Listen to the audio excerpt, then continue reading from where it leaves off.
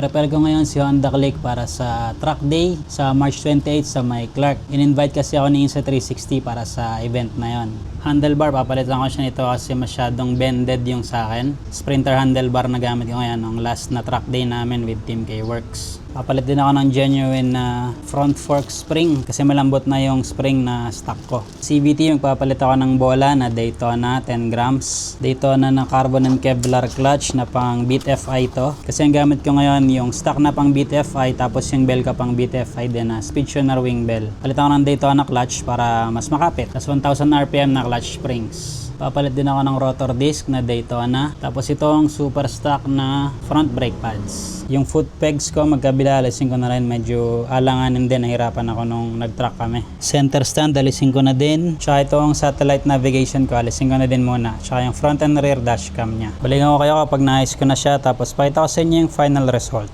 Okay na si Honda Click, naayos ko na lahat, na-install ko na yung mga pyesa na pinakita ko sa inyo. Bukod dito sa brake pads, hindi pala pasok to sa Tokiko caliper ng Honda Click na version 2. Beat pwede to. Daytona disc, nakabit ko na. Front fork springs, okay naman, napalitan ko na. Hindi na siya sobrang lambot kagaya dati. Mags ko pala is X1R Mags. Panggilid, nakabit ko na rin yung Daytona clutch na pang Beat FI nga. Ito yung stock ng Beat FI. Tapos yung 1000 RPM na clutch springs na Daytona din. Bell na gamit ko dyan is Speedtuner na wing bell, yung kulay red na pang Beat din. Para mas mabilis siya marangkada. Mas magaan kasi yung overall weight nun. Gamit ko naman pulley dyan is K-Works pulley pa rin. Tapos yung Daytona na 10 grams na bola, 1.5 mm na RDNA tuning washer. Tapos yung mga nuts na RDNA din. Pulley nut tsaka bell nut. Torque drive nut. Gamit ko palang pipe dito is JVT version 3. Center stand, tinanggal ko na din para pag bumabanking hindi siya prone sa sayad. Yung foot peg, sinalis ko na rin para mas bumaba yung tapak ng paa ko. Itong upuan naman, baka patabasan ko pa dito sa likod para mas flat siya. Para mas makaka-atras ako.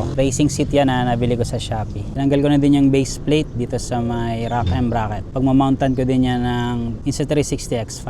Handlebar, napalitan ko na, tapos tinanggal ko na yung satellite navigation ko. Hindi naman kasi magagamit yun pagka track bike. Yung dati kong handlebar, nakaganito yung hawak ko. Mas mababa siya dito. Ito, mas umokay siya para mas lumapad. Mas madali ako makakaliko nito sa mga kurbada sa loob ng racetrack. Ang side mirror naman, naalasin ko yan kapag ka nag-track na. Magagamit ko na to sa racetrack. Sakto sa 28, may track day sa Clark ng Insta360 tsaka Motocam School. Abangan nyo na lang din yung vlog ko nun.